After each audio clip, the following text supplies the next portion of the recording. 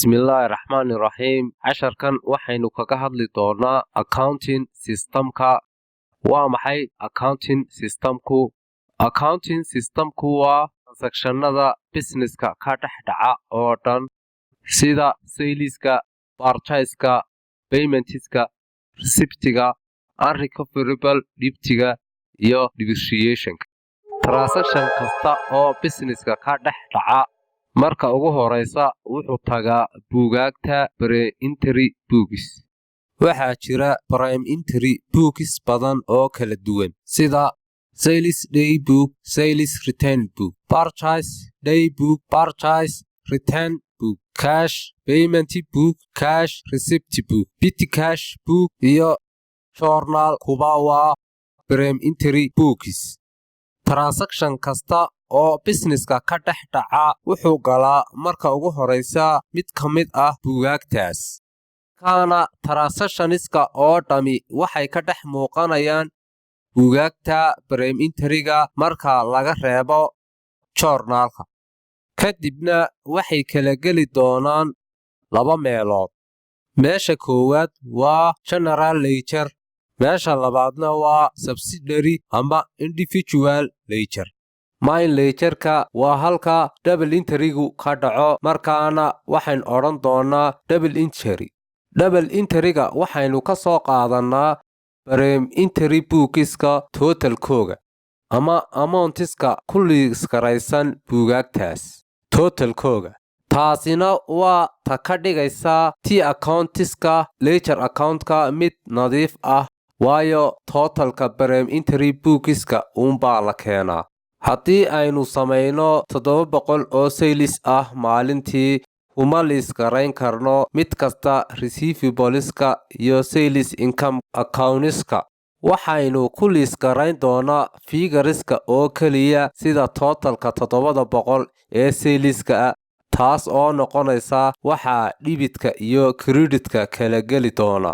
Taasina waa ta inoo sahlaysa in ledger accountkeeni si fudud aynu u akhrisan karno amba loo eegi karo. Imikana aynu u nimaadno subsidiaryga amba amountska kalikalida ah. Waxaynu geynaa subsidiaryga ama individual ledgerka. Taasina waa waxyaabaha aynaan hore ugu soo arkin casharadeenii hore. Haddaba subsidiarygu waxay muhiim tahay marka aynu ka iibino 700 oo macmiil ama customer oo aynu ka helo amountyo fara badan oo total sales ah iyo total amount receivables ah. Waa muhiim in la habeeyo oo la controlo income-ka iyo receivable-ka si ay credit control departmentsku ay u ogaadaan amountka lacagta ah ee customer kasta lagu leeyahay. Haddaba subsidiary ledgerku wuxuu u sii qaybsamaa laba qaybood oo kala geli doona receivable ledgerka iyo payable ledgerka. Kuwanna waa halkaynu ku liiskarayn lahayn customers accountska goonigoonida ah. Credit customer accountka sida loogu kala leeyahay liiskii alaabtii ay iibsadeen credit customersku. Payable ledgerkana waxaa lagu liiskarayn doonaa individual supplier accounts. Markaasna accounts payable departmentku waxay si sax ah u helayaan supplierska ay doonayaan in ay bixiyaan.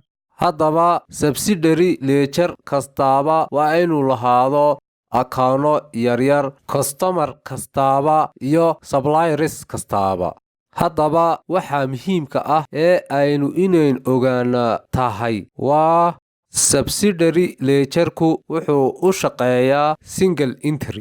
Habkaas oo la yiraahdo bookkeeping single entries.